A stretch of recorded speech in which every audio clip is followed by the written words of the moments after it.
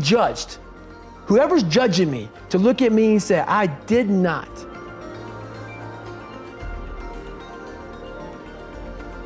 Who knows that you have to have thick skin to get better. You have to call yourself out. If you're fat and you're f***ed up, I want to hear that. I don't want to hear you tap dancing around. And a lot of people don't want to go there. They don't want to talk about their childhood. They don't want to talk about their past. They want to get to the root of the problems, and then they go, why am I not getting better? Because there's a lot of shit in there you haven't dealt with, brother. You know, people go to the gym, like for instance, going through any kind of special operations school. These people go to the gym, they get big, they get jacked, they can run fast, all that shit. But the only thing they're doing is they're coding over the mind. All you're doing is building a bigger, stronger quitter. Your mind hasn't gotten any stronger because you haven't gone back in there and dealt with shit. So the second adversity comes, like, my God, I'm so fit. What's wrong? Your mind is still soft. And people wonder, why am I not achieving more? It's because all of us, once we achieve something, we celebrate for a long years time. And we wonder, why don't I have drive anymore? Where's it all at? If you don't develop a routine of suffering, and suffering is not like go out and kill yourself every day, it's being uncomfortable.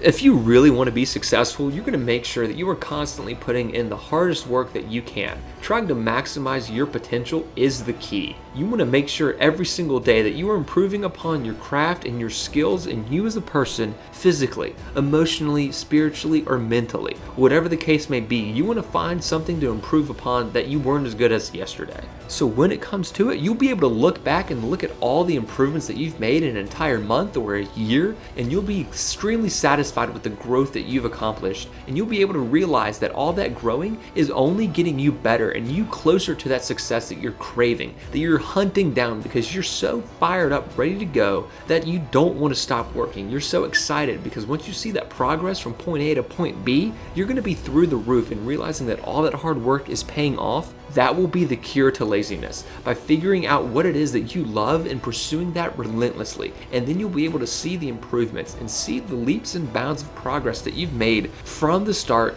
to the beginning. And that way you'll be able to see how successful you can become as long as you are focused on you and make sure that you understand that whatever it is that you do is going to happen, because you are that confident in yourself and that you know how to handle any interaction that you come in contact with. You don't want to break open that callus, that scar in your mind. You don't want to break, you have to break it open, let that blood flow. You have to let blood flow in your brain. You have to let all that stuff flow out. All that toxic stuff that you have trapped in there has to start flowing out now. So like you said, you are doing this to yourself. Yes, people may have helped you get there, but it's now on you. Painful truth, like all those people in high school and everything else, they don't know how you're gonna end up. So you gotta make sure that you constantly are rewriting your book. You have to constantly rewrite your book every day of your life.